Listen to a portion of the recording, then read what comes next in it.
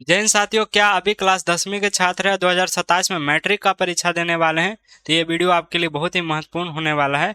आज के इस वीडियो में हम दही वाली मगम्मा का टॉप 20 ऑब्जेक्टिव क्वेश्चन करने वाले हैं, जो कि आपके सीधे बोर्ड में देखने को मिलेंगे।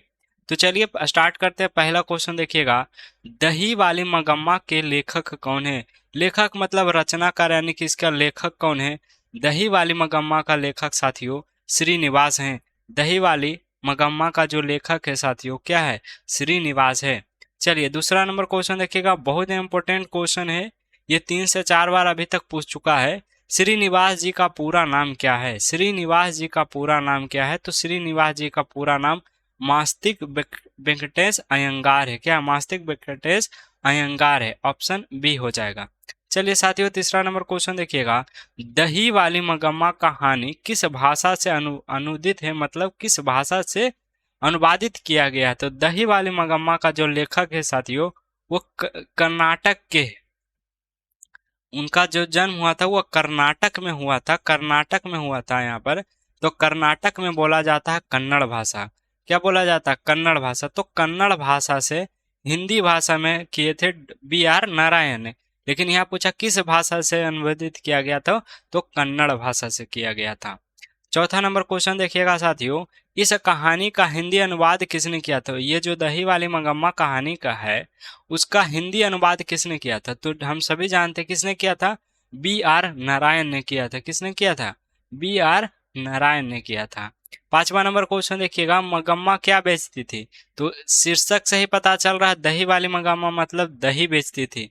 क्या बेचती थी? दही बेचती थी। चलिए छठा नंबर क्वेश्चन देखिएगा, मगम्मा की बहू का क्या नाम है? तो मगम्मा का बहू का नाम नजम्मा है साथियों। क्या है? क्या है? मगम्मा का बहू का नाम क्या है? नजम्मा है। चलिए सातवां नंबर क्वेश्चन देखिएगा, मगम्मा अपनी बहू के साथ किस बात लेकर विवाद हुई थी? यानी कि जब मगम्मा और नजम्मा में किस बात के लेकर विवाद हुई थी? पैसों का लेकर? बिल्कुल नहीं साथियों। दही बेचने को लेकर? बिल्कुल नहीं। पोते की पिटाई को लेकर? ये बिल्कुल सही। पोते को पिटाई जब बहू ने पीट दी तब सास तो थी, यानी कि जो मगम्मा थी उसको क्या कह देते थे? उसको राक्षसी कह दी। इसलिए दोनों में बीच में झगड़ा हुआ और इतना झगड़ा हुआ कि दोनों का क्या अलग अलग अलग खाना पकाने तक की बात पहुंच गई थी। चलिए आठवां नंबर क्वेश्चन बताइएगा, रगम्पा कौन था साथियों? रगम्पा कौन था? मगम्मा का क्या था? मगम्मा का बेटा था? बिल्कुल नहीं। मगम्मा का भाई नहीं था। वह था गांव का एक जुआरी और लंपट व्यक्ति, मतलब आवारा गर्दी वाला व्यक्ति। गांव का एक जुआरी व्यक्ति था और रगम्पा क्या करता था? उससे पैसे उधार मांगता था।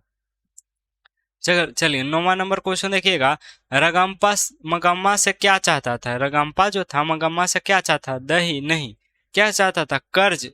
कर्ज मांगता था, कुछ पैसे मांगता था अपने मगम्मा से। चलिए 10वां नंबर क्वेश्चन बताइएगा, मगम्मा अपने पैसे कहाँ सुरक्षित रखती थी? मगम्मा जो थी वो अपने पैसे को कहाँ रखती थी? बेटे के पास नहीं, रगम्पा के पास? बिल्कुल नहीं। लेखक की माँ यानी कि माँ जी के पास रखते थे। लेखक के जहाँ जो वो लेखक माँ जी को बहुत मानती थी और अपना जितने भी पैसे वगैरह हैं वो सारे अपने माँ जी के पास यानी जो लेखक की माँ है उनके पास रख दिया करती थी। चलिए 11 नंबर क्वेश्चन देखिएगा, मगम्मा किस शहर से दही बेचने जाया करते थे? जो मगम्मा थे किस शहर में दही बेचना जाते थे? तो वो जाते थे बेंगलोर में। कहाँ जाते थे? बेंगलुरु। पहले उसको बेंगलोर कहते थे, अब उसको बेंगलुरु कहते हैं, यानी कि बेंगलोर यानी कि बंगलोर। ये बेंगलुरु में बेचने जाते थे। 12 नंबर क्वेश्चन देखिए, बहू यानी कि नजम्मा ने सास से समझौता करने के लिए क्या किया? जो बहू थी जो सास से समझौता करने के लिए क्या किया था? तो वह अपने बेटे को पोते के पास भेज देती है। अपने बेटे यानी जो मगम्मा के पोते हैं उसके पास भेज देती है कि जा वो तेरे को पैसा और मिठाइयाँ देगी।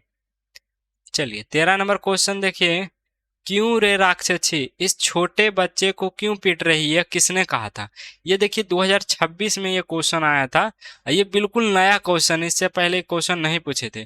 तो क्यों रे राक्षसी इस छोटे से बच्चे को क्यों पीट रही है? किसने कहा था? कहा था मगम्मा ने। किसने कहा था? मगम्मा ने कहा था साथियों। चलिए चौथा नंबर क्वेश्चन देखिएगा, मगम्मा कहाँ की रहने वाली थी? मगम्मा जो कहाँ के रहने वाले थे? तो अबलूर के पास किसी गांव में रहती थी, अबलूर के पास किसी गांव में रहती थी। और बताइएगा गांव का नाम क्या है, गांव का नाम क्या है। यदि आप थ्योरी पढ़े होंगे तो गांव का नाम कमेंट बॉक्स में बताइएगा, किस गांव में रहती थी, नाम बताइएगा कि मंगम्मा किस गांव में रहा करती थी। चलिए 15वां नंबर क्वेश्चन देखिए, दही वाली मंगम्मा का मुख्य संदेश क्या है। दही वाले मंगम्मा का मुख्य संदेश क्या है, तो मुख्य संदेश है सास बहू के बीच पारिवारिक द्वंद्व। मुख्य क्या है, सास बहू के बीच में जो झगड़ा होता है उसको लेकर ये कहानी का मुख्य उद्देश्य है। 6ठा नंबर क्वेश्चन देखिएगा, श्रीनिवास जी का जन्म कहाँ हुआ था, कोलार कर्नाटक में हुआ था। श्रीनिवास का जो जन्म हुआ था साथियों, वो हुआ था कोलार कर्नाटक में हुआ था। कहाँ हुआ था, कोलार कर्नाटक में हुआ था। चलिए 17वां नंबर क्वेश्चन देखिए, कथावाचक यानी जो लेखक की माँ है मंगम्मा क्या कहकर बुलाते थे। जो मंगम्मा थी जिसके पास वो पैसे जमा करके रखती थी, वो उससे क्या बोलते थे, उसको बोलती थी माँ जी। क्या बोलती थी, माँ जी बोलती थी। चलिए 8वां नंबर क्वेश्चन देखिए, मंगम्मा मिठाई किसके लिए ले जा रही थी। तो मंगम्मा जो है मिठाई ले जा रही थी अपने पोते के लिए। किसके लिए, अपने पोते के लिए, क्योंकि बहू ने अपने बेटे को समझाकर भेजा दादी के पास कि जा वो तेरे लिए मिठाई लाएगी, कपड़े लाएगी। तो मंगम्मा जो मिठाई ले जा रही थी अपने पोते के लिए ले जा रही थी। 19 नंबर क्वेश्चन देखिएगा, सास और बहू के बीच झगड़ा का असली कारण क्या था। जो सास और बहू के बीच झगड़ा हुआ था उसका असली कारण क्या था। पैसों की लालच, बिल्कुल नहीं। अधिकार व स्वच्छ की लड़ाई, बिल्कुल सही बात है, अधिकार की ही लड़ाई हुई थी। गहनों की बंटवारा, घर का बंटवारा, बिल्कुल नहीं, अधिकार। यानी कि माँ चाहती थी कि बेटा उसके साथ दे और बहू चाहती थी पति मेरे साथ दे। तो अधिकार को लेकर यहाँ पर क्या हुई थी, लड़ाई हुई थी। 20वां और लास्ट क्वेश्चन देखिएगा, मंगम्मा और नजम्मा में सबसे अधिक यानी चालाक कौन थे, बताइएगा। दोनों में सबसे अधिक चालाक कौन थी। तो ऐसे ही पता चल रहा है, यहाँ पर हो जाएगा नजम्मा। दोनों समान थी, बिल्कुल नहीं। नजम्मा क्यों, क्योंकि वह चालाकी दिखाई और अपने पोते बेटे को दादी के पास भेज दी कि जाओ वो मिठाई देगी, जिससे कारण से धीरे धीरे परिवार का क्या हो गया, मिलन हो गया साथियों। आई होप आपको ये क्वेश्चन याद कर लीजिएगा। ये क्वेश्चन आपके बोर्ड एग्जाम 2027 में आएंगे।